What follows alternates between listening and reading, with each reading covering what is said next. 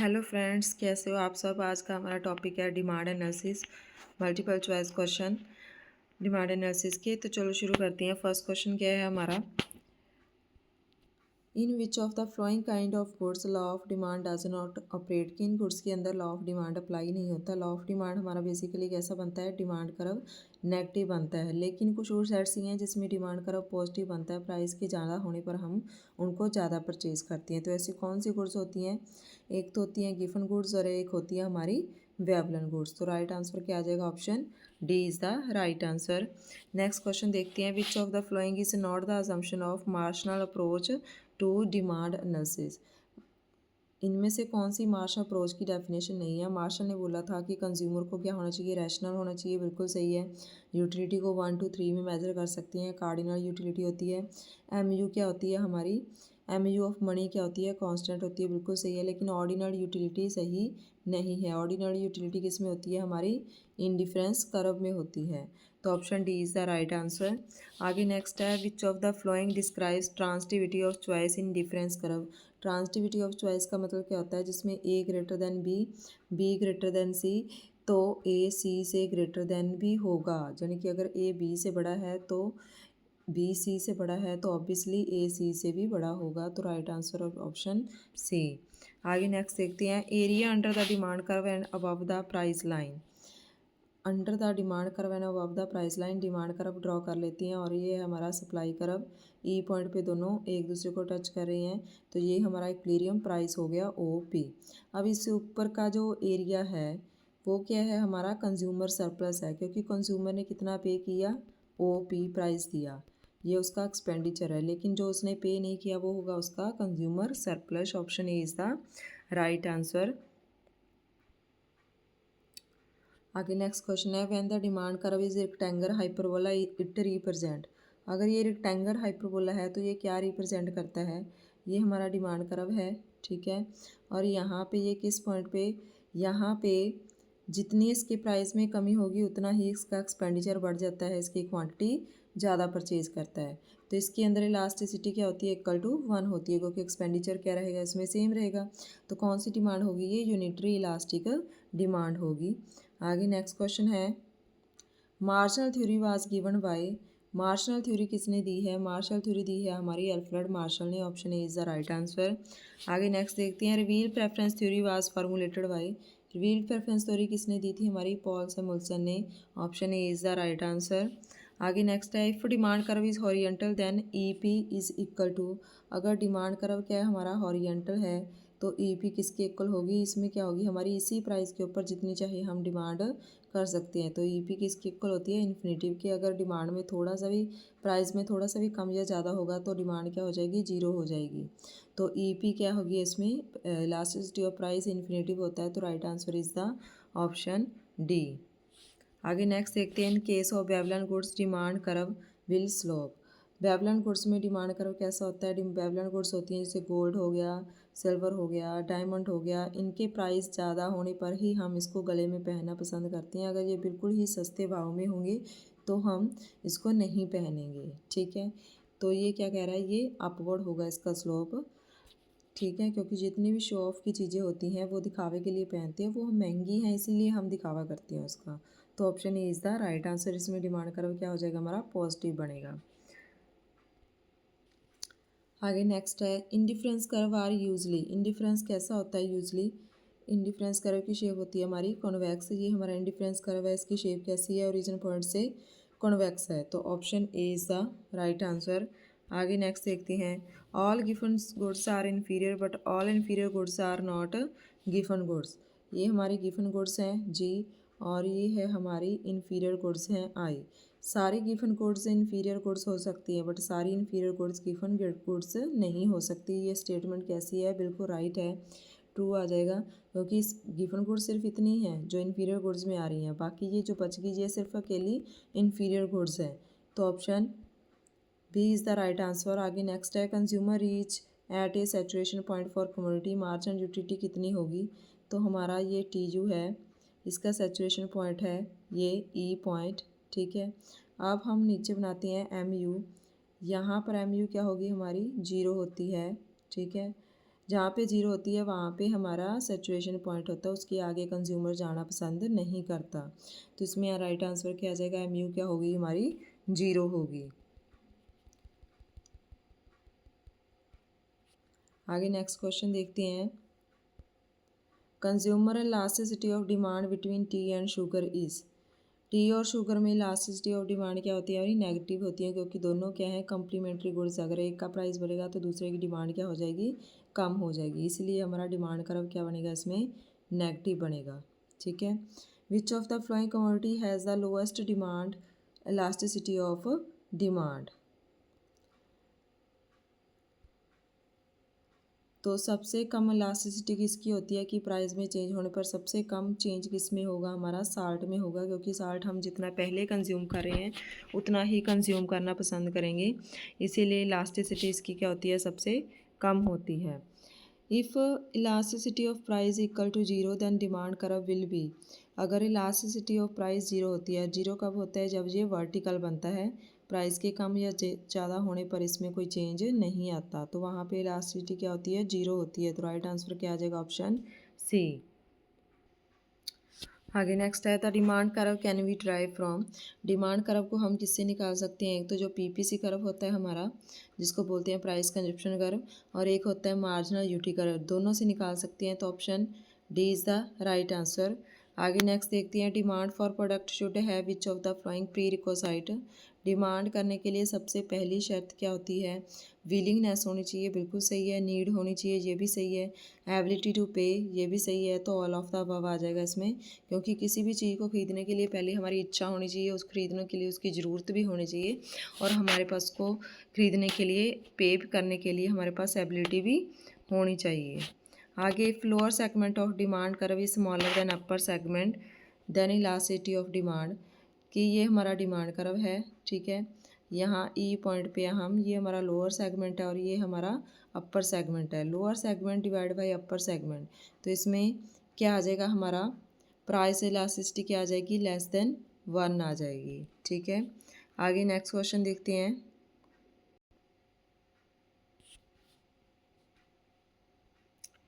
Next question है, the relationship between average revenue, margin revenue and elasticity of demand is equation Y. तो क्या आ जाएगा इसमें, A R divided by A R minus M R equal to elasticity की होता है। आप इसको क्रॉस कर लें, इसको ई से मल्टीप्लाई करें, A R minus M R equal to A R, तो ये क्या बन जाएगा हमारा, ए आर को इस साइड ले आएंगे, ए आर माइनस ए आर हो जाएगा इक्वल टू एम आर हो जाएगा। ठीक है। अब इसमें से हम ई ए आर को कॉमन निकाल लेंगे, तो क्या बच जाएगा अंदर में, ई माइनस 1 बच जाएगा और इक्वल टू एम आर। तो कौन सी इक्वेशन सही है, option C is the, option B is the right. लेकिन अगर हम इसका उल्टा कर दें, ए आर को इस साइड ले जाएं और एम आर को इस साइड ले आएँ, तो क्या हो जाएगा, जहाँ ई डिवाइड बाई इसको कर लें तो M R divide by E minus 1 हो जाएगा इक्वल टू ए आर। तो पहला ऑप्शन भी सही है हमारा, option A is the right answer. ठीक है, यहाँ पे ई था साथ में इसके। ओके, तो राइट आंसर क्या आ जाएगा हमारा, ऑप्शन डी। ठीक है। आगे नेक्स्ट क्वेश्चन देखते हैं। आगे नेक्स्ट है हमारा, in comparison to margin theory of consumer demand indifference curve approach is based on. Margin theory के कंपैरिजन में इंडिफरेंस का कर्व अप्रोच है वो किसके ऊपर बेस्ड है, तो अनरियलिस्टिक अजम्पशन के ऊपर, fewer number of assumption, more number of assumption, या नन ऑफ द अबव। तो ये बेस है फ्यूअर नंबर ऑफ अजम्पशन, इसके अंदर हमने कम अजम्पशन लिए हैं कंपैरिजन टू कार्डिनल यूटिलिटी। आगे नेक्स्ट है हमारा, if two commodity are perfect substitute then elasticity of substitution is. तो अगर दोनों परफेक्ट सब्स्टिट्यूट है तो इलास्टिसिटी ऑफ सब्स्टिट्यूशन क्या होगी हमारी, ये हमारी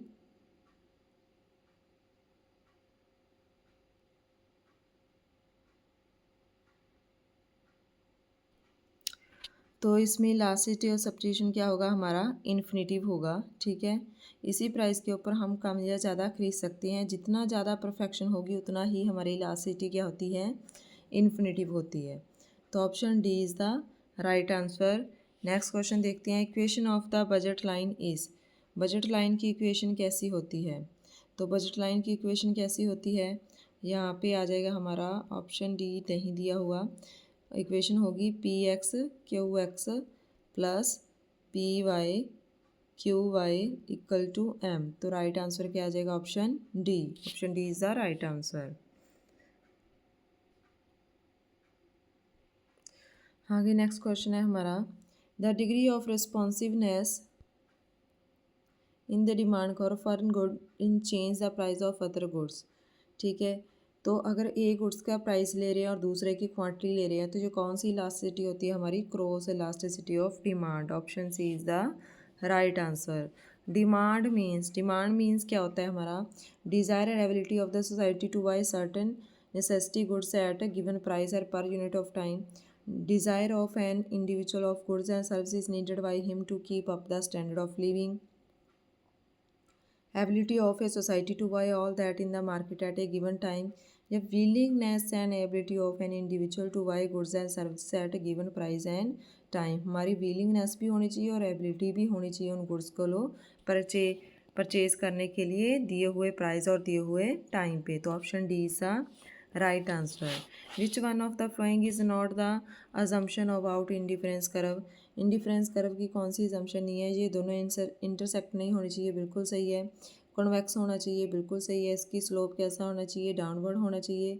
ओरिजिन पॉइंट से कॉन्वेक्स होना चाहिए और दो इंडिफरेंस कर्व एक दूसरे को टच नहीं करने चाहिए। ये तीनों सही हैं, डी आंसर आ जाएगा, क्योंकि हम इसको 1 2 3 के अंदर इसको मेज़र नहीं करते, ये इसकी अजम्पशन नहीं है। आगे नेक्स्ट क्या है, elasticity of demand in the above diagram eight Q1 is. तो Q1 के ऊपर हमारी इलास्टिसिटी ऑफ डिमांड कितनी होगी, इसके लिए पहले हमें डायग्राम ड्रॉ करना है। तो यहाँ पे जो डायग्राम हमें दिखाया है यहाँ पे, तो यहाँ पे हमें पूछा है कि Q1 पॉइंट पे पूछा है हमारी इलास्टिसिटी ऑफ डिमांड कितनी होगी। कैसे निकालेंगे इसको निकालेंगे हम Q1। तो देखिए यहाँ पे Q1 कहाँ पे है हमारा, ये रहा Q1, ठीक है।